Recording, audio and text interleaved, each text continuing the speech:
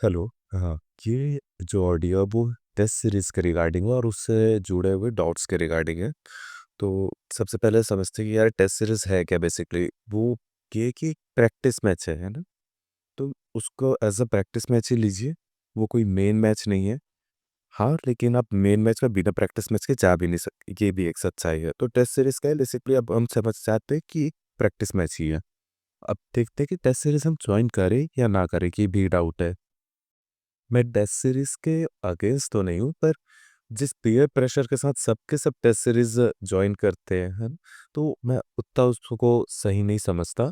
क्योंकि हम सबकी तैयारी अलग अलग लेवल पर होती है और हमें परफॉर्म उस डी डे में करना होता है।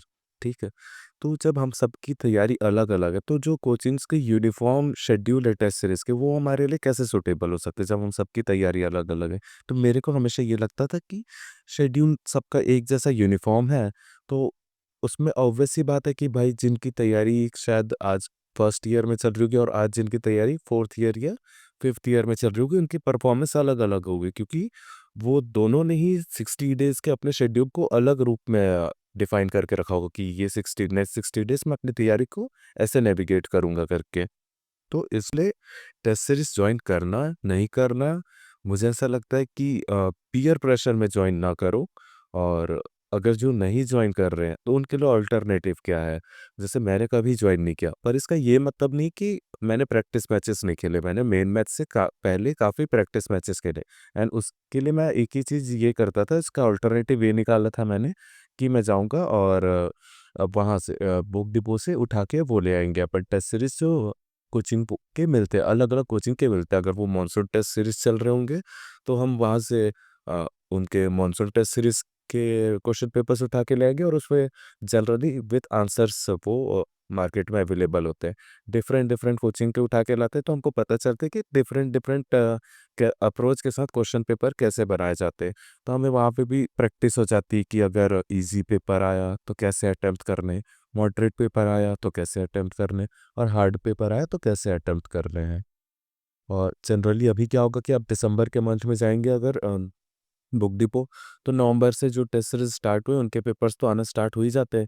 विद आंसर की देते हैं वो, आप लगाइए। और होता ही है कि अभी अभी के टेस्ट सीरीज रहते हैं नवंबर के, तो उनके रिजल्ट भी अपलोडेड रहते हैं, या तो उनके टेलीग्राम चैनल में होंगे या व्हाट्सएप चैनल पे होंगे या उनके वेबसाइट्स पे होंगे। तो आप जब उन टेस्ट सीरीज को अटेम्प्ट करेंगे रूम में बैठ के, है ना, एक रियल टाइम इन्वायरमेंट बनाइए कि 1.5 घंटा नो डिस्टर्बेंस, 1.5 घंटे में पूरा पेपर सॉल्व कर लूँगा या लूँगी। और फिर उसमें ओएमआर में बबल भी कर लेंगे ताकि ओएमआर की भी प्रैक्टिस हो जाए हमारी। वो काम मैं 1.5 घंटे में करूँगी। तो हुआ क्या कि आधा घंटा जाना और आने का वो टाइम बच गया। 1.5 घंटे में मैंने रियल टाइम एनवायरनमेंट बना के देख लिया। वहाँ तो मेन डे के दिन 2 घंटे मिलेंगे, लेकिन हमने और थोड़ा सिचुएशन को टफ किया कि हम 1.5 घंटे में करके देखते हैं करके।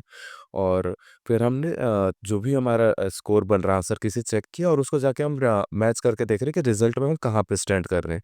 तो आपने टेस्ट सीरीज ज्वाइन भी नहीं किया, बट आपको जो प्रैक्टिस मैच था वो आपने खेल लिया है ना। ऐसे करके आप इसका सॉल्यूशन निकाल सकते हैं कि अगर आप टेस्ट सीरीज नहीं ज्वाइन कर रहे हैं तो भी कोई बहुत डरने की बात नहीं है।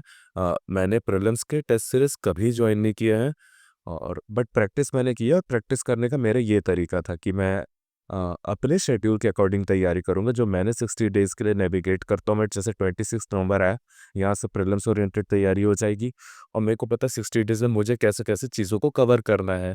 मैंने उसका शेड्यूल अपने हिसाब से बना लिया है।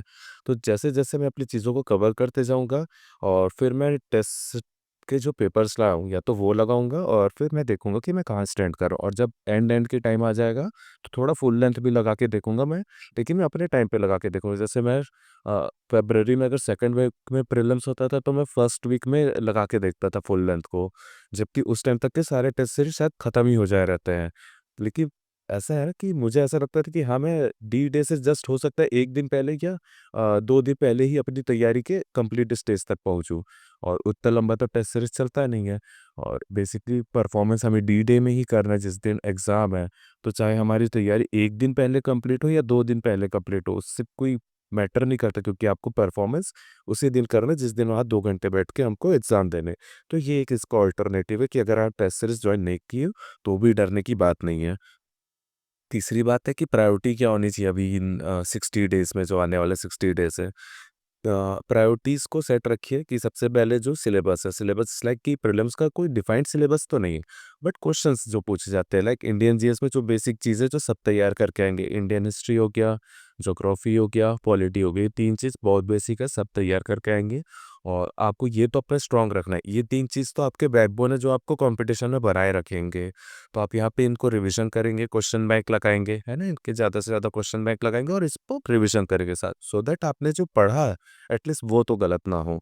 इसके बाद आते हैं एड ऑन्स जो कि आपको बाकियों से कट ऑफ के उस पार लेके जाने में हेल्प करेगी। जैसे कि हो गया इकोनॉमिक्स, छोड़ के जाते हैं, बहुत लोग छोड़ के जाते हैं। समटाइम्स आते हैं इकोनॉमिक्स के क्वेश्चन और समटाइम्स नहीं आएँगे।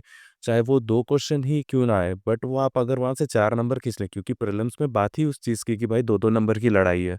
तो वो 2 क्वेश्चन भी आ गए तो आपको 4 नंबर खींचने। तो आप इंडियन इकोनॉमिक्स को तैयार रखिए। इंडियन इकोनॉमिक्स कैसे तैयार रखिए? बहुत हैवी बुक्स मैंने तो रेफ़र नहीं की थी, क्योंकि 11th-12th में मैंने इकोनॉमिक्स पढ़ी थी। तो मुझे ऐसा था कि या तो मैं जो इम्पोर्टेंट टॉपिक्स है, 5 से 6 इम्पोर्टेंट टॉपिक्स होते हैं, monetary policy, fiscal policy, national income calculation, unemployment, inflation, ऐसे 5 से 6 टॉपिक्स है। इनका मैं एक काम करता था कि मैराथन क्लास देख लेता था यूपीएससी वाला, जो 5 घंटे का हो या 4 घंटे का हो, मैराथन देख लिए, नोट कर लिए पॉइंट, और वो इकोनॉमिक्स के जो क्वेश्चंस आएँगे बेसिक से ही क्वेश्चंस होते हैं, वो बन जाते हैं जनरली। तो इकोनॉमिक्स को ऐसे डील कर सकते हैं। फिर फिलॉसफी के समटाइम्स क्वेश्चन आएँगे, नहीं आते हैं। तो उसमें ऐसा है कि आएँगे तो वो बुद्धिज़्म, जैनिज़्म से ही आएँगे। तो आप फिलॉसफी में थोड़ा-सा बुद्धिज़्म, जैनिज़्म को अच्छे से देख लिए और इंडियन फिलॉसफी का बेसिक ओवरव्यू रख लिए। ये एक चीज़ हो गई। फिर करंट अफ़ेयर हो गया। करंट अफ़ेयर आप अभी से पढ़ना स्टार्ट कर दो, अगर पिछले साल भर से नहीं पढ़े हो तो अभी से स्टार्ट कर दो एटलीस्ट, ताकि लास्ट में एक वो बर्डन ना बन जाए as a subject. Current affair को ऐसे कवर करते चलिए। देन है साइंस, साइंस के बाद 4 से 5 क्वेश्चन आने हैं। बहुत ज़्यादा टाइम नहीं लगाना है। यूट्यूब में वन शॉट वीडियोस पड़े हैं साइंस के, या तो वो देख लो, फिजिक्स, केमिस्ट्री, बायो के वन शॉट वीडियो पड़े होते हैं एसएससी वालों के, 8-8 घंटे के हैं। उसमें बहुत ज़्यादा टाइम इन्वेस्ट नहीं करना है, क्योंकि साइंस में बहुत ज़्यादा इनोवेटिव क्वेश्चन आएँगे नहीं। वो जो पूछे जा रहे हैं पुराने एग्ज़ाम्स में, चाहे एसएससी के हो या व्यापम के हो या पीएससी के, वही क्वेश्चंस ही जनरली आ जाते हैं। तो आप वो वन शॉट वीडियो देखना चाहो तो वो देख लो, नहीं तो घटना चक्र में उन इम्पोर्टेंट टॉपिक्स जहाँ से साइंस के क्वेश्चन आते हैं, वो लगा लो, आपसे ईज़िली सॉल्व हो जाएँगे। लेकिन छोड़ के नहीं जाना, उसको भी रिवाइज़ करके जाना है साइंस को। ये चीज़ें हैं। तो ये छोटी-छोटी चीज़ें हैं जो आपको कट ऑफ से थोड़ा आगे ही रखेंगी। तो आप कॉन्फिडेंट रहेंगे कि जैसे ही प्रीलिम्स हुआ, आप कॉन्फिडेंट रहेंगे कि भाई अब मुझे मेंस लिखना है करके। वैसे ही सीजीजीएस में लगातार अब देखा जा रहा है कि सीजी लैंग्वेज का क्वेश्चन सीजीजीएस में पूछ रहा है। वो वोकैब पूछ लेते हैं एक, मतलब शब्दकोश का पूछ लेंगे, छत्तीसगढ़ी शब्दकोश देंगे, उसका हिंदी मीनिंग पूछेंगे, या वो हाना जनौला पूछेंगे। आप उसको रेडी रखिए। ये तो आपके मेंस में भी काम आएगा, तो आप सबसे पहले छत्तीसगढ़ी शब्दकोश को भी रेडी रखिएगा। बाकी फिर उसके अलावा जैसे छत्तीसगढ़ पंचायती राज कभी पूछ रहे, कभी नहीं पूछ रहे, आप रेडी रखिए, एटलीस्ट अभी तो टाइम कम है, तो आप पंचायती राज वाला ही पोर्शन कवर कर लीजिए, वहाँ जो इम्पोर्टेंट सेक्शंस है वो देख लीजिए, क्योंकि लास्ट 2 बार से सेक्शंस उन्होंने पूछे हैं। म्युनिसिपैलिटी अगर नहीं करने का समय है, तो थोड़ा उसको ऊपर ओवरव्यू बस लेके जा सकते हैं, बट जो पंचायती राज वाला पार्ट है उसको तो आप अच्छे से करिए। सेम है करंट अफेयर्स के साथ, सीजी में भी अब तक नहीं किए तो आप मंथली जो वीडियोस पढ़े होंगे, या स्पर्श के मंथली वाले जो पीडीएफ आते हैं करंट अफेयर्स के सीजी के, आप वो यूज़ कर सकते हैं। तो ऐसे और बाकी जो रहा जैसे आर्ट एंड कल्चर हो गया सीजी का, हिस्ट्री हो गया, ज्योग्राफी हो गया, ये हर कोई पढ़ के आने वाले हैं। हरिराम पटेल की बुक हर कोई पढ़ के आने वाला है, तो आपको जो एज लेना है इन सब चीज़ों में देना है। थोड़ा इकोनॉमिक सर्वे अच्छे से करके जाएँगे, वहाँ से भी क्वेश्चन आ रहे हैं हर साल, तो इकोनॉमिक सर्वे भी करके जाएँगे। तो ये जो चीज़ें, जो छोटी-छोटी चीज़ें हम लोग भूल जाते हैं, हम बहुत ज़्यादा हिस्ट्री पढ़ने में लग जाते हैं और ये छोटी चीज़ों को इग्नोर कर देते हैं, और ये छोटी-छोटी चीज़ें 2-2 क्वेश्चन, 1-1 क्वेश्चन करके आते हैं, और यही आपके कट ऑफ को डिसाइड करते हैं। अगर आप इसमें अच्छा परफ़ॉर्म किए तो आप ऑब्वियसली 10-12 नंबर से आगे रहेंगे कट ऑफ से, तो फिर आपको इश्यू नहीं होगा। तो बहुत ज़्यादा हिस्ट्री में टाइम इन्वेस्ट करना, वहाँ इतने फैक्ट्स हैं कि आप कितना भी टाइम इन्वेस्ट करिए, जिन्होंने थोड़ा भी पढ़ा हिस्ट्री उनसे भी 10 में से 4 बन जाते हैं, और जिन्होंने थोड़ा अच्छे से पढ़ा है उनसे 10 से 6 बन जाएँगे, 10 में से 6 बन जाएँगे। 10 में से 9 बन जाए ये तो हो सकता है, जिनका बहुत ही अच्छा हिस्ट्री वो बना सकते हैं, बट वो एक्स्ट्राऑर्डिनरी चीज़ें हैं ना, वो सबके लिए पॉसिबल नहीं है। तो जो जनरल चीज़ है उस पे ज़्यादा फ़ोकस करेंगे। ठीक है? तो ये जो चीज़ें एक्सेप्शंस वाली चीज़ें थी उसको अच्छे से देखेंगे हम लोग, तो प्रीलिम्स में ऑब्वियस सी बात है कट ऑफ से काफ़ी आगे रहेंगे। प्रायोरिटीज़ याद रखनी है, सिलेबस में यही सारी बातें जो बताया कि प्रीलिम्स में क्या-क्या चीज़ें, इंडियन जीएस वाली और सीजीजीएस वाली। सिलेबस पहले कंप्लीट हो जाए हमारा, उसके बाद रिविज़न अच्छे से हो हमारा, सो दैट जो पढ़ी हुई चीज़ें वहाँ से क्वेश्चन है वो गलत ना हो। जो चीज़ नहीं आता वो छूट रहा है उससे कोई दिक्कत नहीं है, बट जो मैंने पढ़ा हुआ था वो नहीं बन रहा, वो दिक्कत की बात है। रिविज़न अच्छे से हो, क्वेश्चन बैंक मैंने लगाया, फिर मैं प्रैक्टिस करूँ। प्रैक्टिस करने के लिए 2 चीज़ें हैं, या तो मैं टेस्ट सीरीज़ जॉइन करूँ या तो ना करूँ। जिसने जॉइन किया, ठीक है भई, जिसने नहीं जॉइन किया, बहुत ठीक है भई। ऐसा कोई बहुत फ़र्क नहीं पड़ने वाला, आपको डरना ही नहीं कि अगर मैं टेस्ट सीरीज़ जॉइन नहीं किया, बाप रे! सब तो टेस्ट सीरीज़ जॉइन कर रहे हैं। इस पीयर प्रेशर से बचिए कि दूसरों को देख के टेस्ट सीरीज़ जॉइन नहीं करना है आपको। आपको लग रहा है कि हाँ, मैं उनके शेड्यूल के अकॉर्डिंग तैयारी कर सकता हूँ, तो आप बिल्कुल जॉइन करिए। और आपको लग रहा है कि नहीं 60 डेज़ का मैं अपना शेड्यूल बना के रखा हूँ और इसके अकॉर्डिंग ही मैं प्रैक्टिस मैचेस खेलने जाऊँगा। खेलने जाऊँगा मीन्स कि मैं टेस्ट पेपर्स ला के रखूँगा और उसको अपने अकॉर्डिंग ही सॉल्व करते जाऊँगा। ये एक चीज़ है, प्रायोरिटीज़ याद रखनी है उनको। अल्टरनेटिव मैंने बता दिया, अगर टेस्ट सीरीज़ नहीं भी जॉइन कर रहे, तो आप कैसे अपनी जर्नी को नेविगेट कर सकते हैं इसमें। चौथा चीज़ है कि रिज़ल्ट से होने वाली नेगेटिविटी, अगर रिज़ल्ट बहुत अच्छा नहीं आ रहा है, तो नेगेटिव हो जा रहे हैं, बहुत अच्छा आ रहा है तो ओवर कॉन्फिडेंट हो जा रहे हैं। तो हमें बेसिकली एक चीज़ ध्यान रखना है रिज़ल्ट में कि हमसे गलतियाँ कहाँ हुई। आप रैंक को पहले तो साइड में रखिए, आप पहले देखिए कि हमसे गलतियाँ कहाँ पे हुई, फिर उनको कैटेगराइज़ करिए, कितनी टाइप की 3 टाइप की गलतियाँ हो सकती है जनरली। या तो वो सिली मिस्टेक्स होंगे, आपने क्वेश्चन ठीक से नहीं पढ़ा या ऑप्शन ठीक से नहीं पढ़े, ऐसी गलतियाँ होंगी, या आपने बबल कहीं गलत कर लिया, तो सिली सिली मिस्टेक्स है। इसको आप ठीक कैसे कर सकते हैं? आप एकदम केयरफुल हो जाइए। केयरफुल हो जाइए मतलब कि आप जब उस रूम में बैठे हैं, जब आप प्री देने बैठे हैं, वहाँ 2 घंटे उस रूम के अंदर, आपका दिमाग सिर्फ़ और सिर्फ़ उस रूम के अंदर ही रहना चाहिए और उस रूम के अंदर के साथ-साथ सिर्फ़ आपके उस क्वेश्चन पेपर पे होना चाहिए और उस क्वेश्चन पेपर के साथ-साथ सिर्फ़ जिस क्वेश्चन पे अभी आप डील कर रहे हैं, शायद आप क्वेश्चन नंबर 5 पे डील कर रहे हैं, तो आपका दिमाग सिर्फ़ क्वेश्चन नंबर 5 पे होना चाहिए। 6 पे है अगर, तो आपका दिमाग सिर्फ़ और सिर्फ़ 6 पे अटका होना चाहिए, उसके अलावा कहीं और नहीं होना चाहिए आपका दिमाग एंगेज। तो आप जैसे ही केयरफुल हो जाएँगे, इस लेवल पे आप केयरफुल हो जाएँगे, सिली मिस्टेक्स कम हो जाएँगी और जब ईज़ी पेपर आते हैं, तो आप अपने सिली मिस्टेक्स अगर ज़ीरो कर दें, तो ऑब्वियस सी बात है 5 से 6 क्वेश्चंस तो आपके सही हो जाएँगे और जो कि 12 नंबर प्लस में रहेंगे। तो बहुत बड़ा इम्पैक्ट आता है अगर आप सिली मिस्टेक्स को ही ठीक कर लें। दूसरे जो पढ़े हुए थे, वो गलत हो गया। क्यों गलत हुआ? क्योंकि कन्फ्यूज़न था। कन्फ्यूज़न क्यों था? क्योंकि रिविज़न कम था। तो रिविज़न करके दूसरी टाइप की गलतियाँ ठीक कर सकते हैं। जहाँ पे आप पढ़े रहते हैं, थोड़ा डाउटफुल होते हैं और फिर क्वेश्चन गलत कर देते हैं। तो रिविज़न और जो क्वेश्चन बैंक आपने लगाया, उससे ये वाली गलतियाँ ठीक हो जाएगी। तीसरा है नॉलेज की कमी से, अगर आपके पास बहुत अभी तो टाइम कम है, 60 डेज़ है, तो जितना नॉलेज लिया जा सकता है, उतना ही लीजिए और उतना ही नॉलेज लीजिए जिसको आप अच्छे से रिविज़न कर सकते हैं।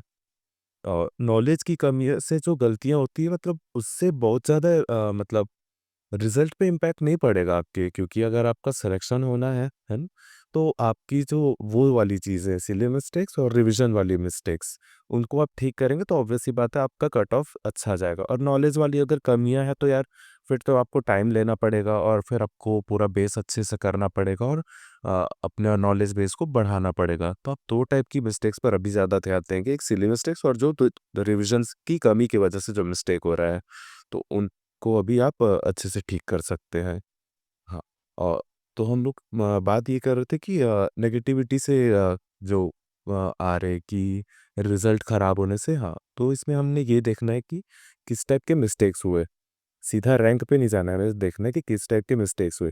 दूसरी चीज़ हमें ये देखनी है कि क्या मैं जो पढ़ा था और उसको मैं सही से इम्प्लीमेंट कर पाया कि नहीं कर पाया। अगर इम्प्लीमेंट नहीं कर पाया तो क्यों नहीं कर पाया, ये दूसरी चीज़ देखनी है। उसके बाद आता है आपका रैंक कि हाँ, मैं कहाँ कॉम्पिटिशन में स्टैंड कर रहा हूँ। लेकिन इसकी भी मतलब इसका सीक्वेंस है कि आप पहले देखेंगे कि मेरे से क्या मिस्टेक हुए, दूसरा आप चेक करेंगे कि जो मैं पढ़ा था वो इम्प्लीमेंट कर पाया कि नहीं कर पाया। उसके बाद तीसरे पे आता है रैंक कि हाँ भाई, अब मेरी ओवरऑल स्टैंडिंग कहाँ पर है जिस कॉम्पिटिशन में मुझे एग्ज़ाम दे रहे हैं करके। तो ऐसे करके और नेगेटिविटी कैसे दूर करें? इट्स लाइक कि भाई रूम में डार्कनेस है और इस डार्कनेस को दूर कैसे करें? डार्कनेस तभी दूर होगी जब आप रूम में लाइट ऑन करेंगे। और सेम चीज़ यही है कि नेगेटिविटी तब दूर होगी जब आप अपने कॉन्फिडेंस को बढ़ाएँगे। कॉन्फिडेंस कब बढ़ेगा? जब आप सिलेबस अच्छे से कवर कर लेंगे, रिविज़न हो जा रहेगा, आपने क्वेश्चन ठीक-ठाक लगा लिए क्वेश्चन बैंक से, फिर आपने प्रैक्टिस मैच भी खेल के देख लिया। तो वो ऑब्वियस सी बात है, नेगेटिविटी अपने आप दूर हो जाएगी जब आपका कॉन्फिडेंस जागेगा। तो ये चीज़ें हैं।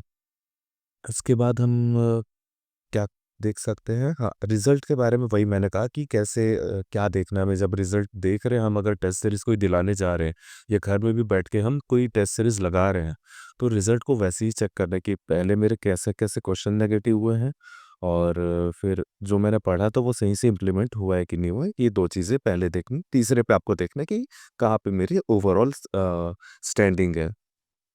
उसके बाद एक और चीज़ है कि इनसाइड रूम की मैं बात करता हूँ कि जिस दिन आपका मेन सीजी प्रीलिम्स होने वाला है ना? सीजी प्रीलिम्स वो तो सीजीपीसी प्रीलिम्स होने वाला है आपका। उस दिन क्या हो आप उस रूम के अंदर गए हैं तो बहुत फ़ोकस्ड रहना आपको। उस रूम के बाहर की चीज़ों को बाहर ही छोड़ देना और आप उस अंदर रूम में गए हैं तो आपको सिर्फ़ वहाँ का होके रहना है। और जब क्वेश्चन पेपर हाथ में आ जाए समटाइम्स होगा पेपर टफ़ हो गया अगर तो शुरुआत के 10 से 12 क्वेश्चन ही ना बन रहे हो, तो भी पैनिक नहीं करना है। दिमाग में रखना है कि भाई मैंने ठीक-ठाक तैयारी की है, मुझसे नहीं बन रहा, हो सकता है जनरली किसी से ही नहीं बन रहा होगा, तो उसका प्रेशर नहीं लेना है। 11 क्वेश्चन नहीं बने कोई दिक्कत नहीं, जब मैं 12वें क्वेश्चन पे आऊँ तो भी उतना ही कॉन्फिडेंट रहूँ कि हाँ, 12वां क्वेश्चन भी पढ़ रहा हूँ, अगर वो ईज़ी क्वेश्चन है मैं उसको अच्छे से डील करूँगा, केयरफुली डील करूँगा, उसमें कोई सिली मिस्टेक नहीं करूँगा। को क्वेश्चन टू क्वेश्चन आपको एकदम केयरफुल रहना है बहुत आगे-पीछे थॉट्स को नहीं करना है, रूम के बाहर की चीज़ों को रूम के अंदर नहीं लेके जाना है। पीछे के क्वेश्चंस के ख़्याल को अभी जो क्वेश्चन बना रहे हो, वहाँ पे नहीं लाना है ना? तो आप जिस क्वेश्चन पे अभी एट प्रेज़ेंट रहेंगे इनसाइड रूम, आपको सिर्फ़ और सिर्फ़ उस क्वेश्चन के बारे में सोचना है। तीसरा एक और चीज़ था कि थोड़ा-सा जब पेपर ईज़ी आता है, तो 50-50 वाले जो क्वेश्चंस बोल रहे थे कि 2 ऑप्शंस पता है, तो ये तुक्का मारना वहाँ पर। तो ये इस चीज़ के लिए तो राजन भैया ने काफ़ी अच्छा एक वीडियो बना के रखा हुआ है यूट्यूब पे। तो वो बताया वहाँ पर कि आप तुक्के कैसे लगा सकते हैं और ये तुक्का नहीं बेसिकली आपकी सबकॉन्शियस माइंड में कुछ चीज़ें रह जाती है, कुछ नॉलेज रह जाता है, उसके बेसिस पे आप एक गेस करते हैं, ठीक है? तो वो चीज़ें आप देख सकते हैं। बाकी स्ट्रैटेजी के लिए वही चीज़ है कि आप जो बेसिक फ्रेमवर्क है ना, हिस्ट्री, पॉलिटी, ज्योग्राफी सब करेंगे, आपको भी करना पड़ेगा तभी आप कॉम्पिटिशन पे रहेंगे। पर आपको कट ऑफ से आगे निकलना है तो आपको उन छोटी-छोटी चीज़ों को जैसे मैंने बताया इकोनॉमिक्स, एनवायरनमेंट ठीक है? इन सारी चीज़ों पे वैसे सीजी में सीजी लैंग्वेज इन सारी चीज़ों पे आपको छोटी-छोटी चीज़ों को भी ध्यान रखना है ताकि आप कट ऑफ से आगे ही रहे। बाकी अब कुछ और डाउट हो ये तो आप मेरे को बताना। अभी मेरे को इतने ही क्वेश्चंस याद आ रहे जो मेरे से पूछे गए मैसेज में और मैं अपना इसमें पर्सनल ओपिनियन आपके साथ शेयर किया हूँ।